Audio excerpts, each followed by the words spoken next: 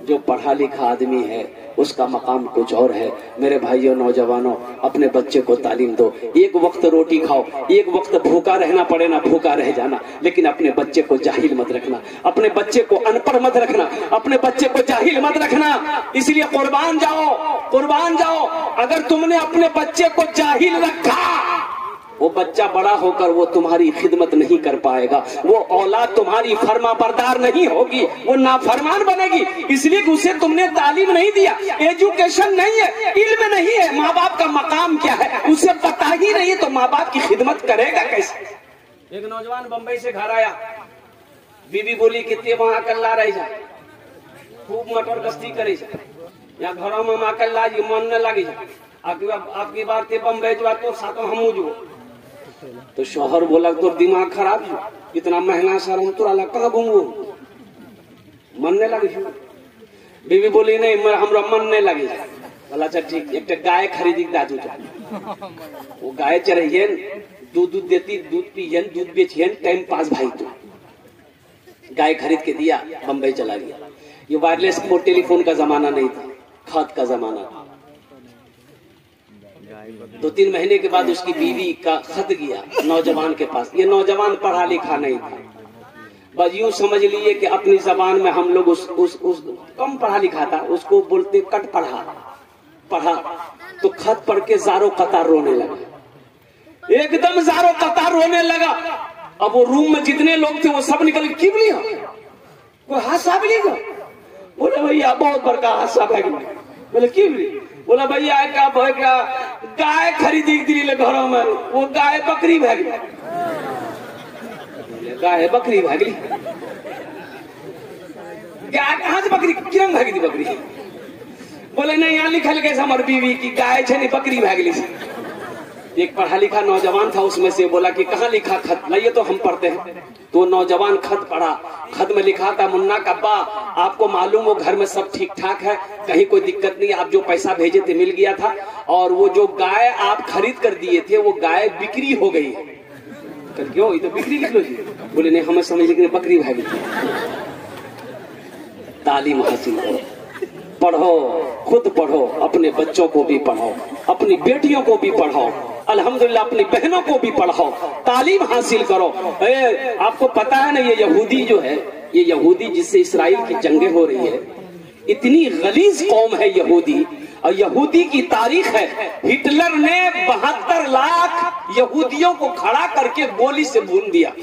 72 लाख, 2 लाख यहूदियों को छोड़ दिया हिटलर 2 लाख यहूदियों को छोड़ दिया। हिटलर ने 2 लाख यहूदियों को इसलिए छोड़ा कि वो कहा कि ताकि दुनिया वाला को पता चले कि मैंने 72 लाख यहूदियों को गोलियों से क्यों भूना है। उसे पता चल जाएगा जब ये 2 लाख जिंदा रहेंगे। यहूदी हर मुल्क से निकाला गया, कोई मुल्क वाला इसको पनाह नहीं दिया।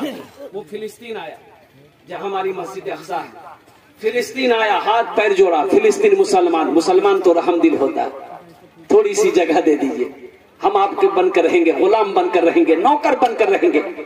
बैठने की मुसलमानों ने जगह दे दी, पैर फैलाया, फिर सो गया। आज वही यहूदी मुसलमान को फिलिस्तीन से भगाना चाह रहा है।